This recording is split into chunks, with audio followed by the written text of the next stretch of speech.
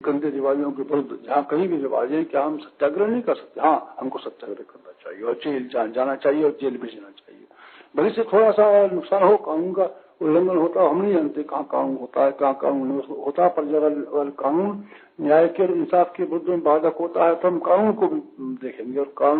कानून को तोड़ने का जो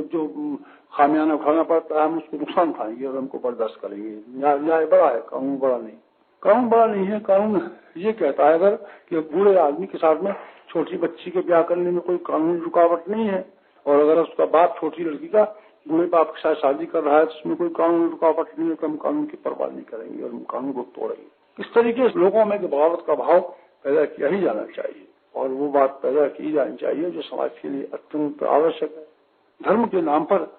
नाम पर जो कुछ भी हो रहा है, जितना पैसे का अपव्यय हो रहा है, हमको उसके लिए संघर्ष करना पड़ेगा और हमको ये कहना पड़ेगा कि निहित स्वार्थ जिन्होंने महंत के नाम पर और गद्दी के नाम पर इतना आकूर धन जमा करके रखा है, जो व्यक्तियों की सुविधा के लिए खर्च किया जा रहा है, उसको हमको समाज के लिए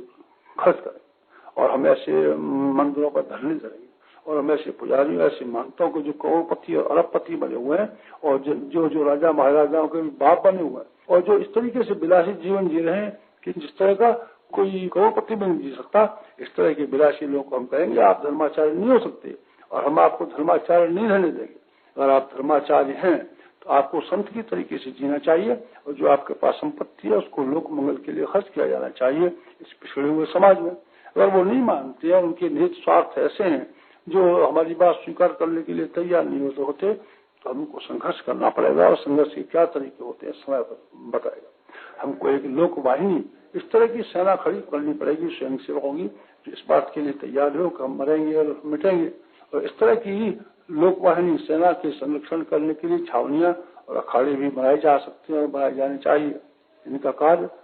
प्रदर्शन करना भी होना चाहिए, इनका काम घेराव करना भी होना चाहिए, इनका काम सत्याग्रह करना भी होना चाहिए, इनका काम इस तरह के काम करना होना चाहिए जो लोगों के भीतर बगावत के भाव पैदा करें और जहां बगावत के लिए जहां विरोधी तत्व ज्यादा समर्थ हों और जिनके विरुद्ध जिन पर अत्याचार किया जा रहा है, सताया जा रहा है, उनकी संख्या अगर कम है तो उन कम संख्या वाले लोगों की सहायता करने के लिए एक बड़ी सेना और एक बड़ी लोक वाहिनी तैयार हो। हमको जिस तरीके से सरकारी सेना होती है, सरकारी सेना की तरीके से तो नहीं, पर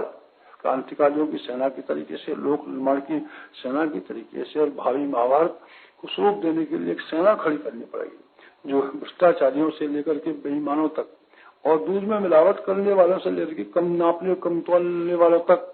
और अवांछनीय प्रक्रिया और अवांछनीय चीजें समाज में उत्पन्न करने और फैलाने वालों तक के विरुद्ध लोहा लेना पड़ेगा और उनका मुकाबला करना पड़ेगा और उनको मजबूर करना पड़ेगा कि आप ऐसा काम नहीं कर सकते और आपको नहीं करना चाहिए। आपको अपने पैसे के लिए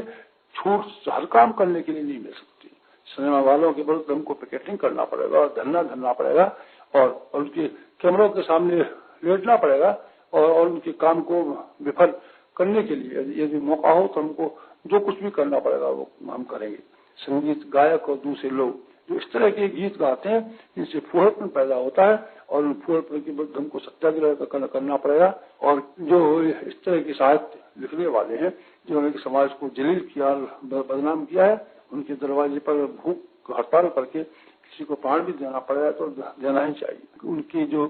कृतियों के प्रसंग कि उन्होंने लोगों को क्या क्या कहा, लोगों को क्या क्या समझाया, उसकी कोटेशन उद्धरण करके सारे समाज में बांटने पड़ेंगे कि ये लोग हैं जिन्होंने पैसे के लिए और अपनी कमाई के लिए अपने लोग के लिए समाज के लिए इतनी हानि पहुंचाई और कितने लोगों के दिमागों को खराब किया।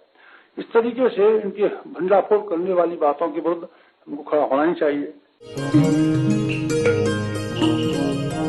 हमारे YouTube चैनल को सब्सक्राइब करें और बेल आइकन को दबाएं ताकि आपको नोटिफिकेशंस मिलते रहें।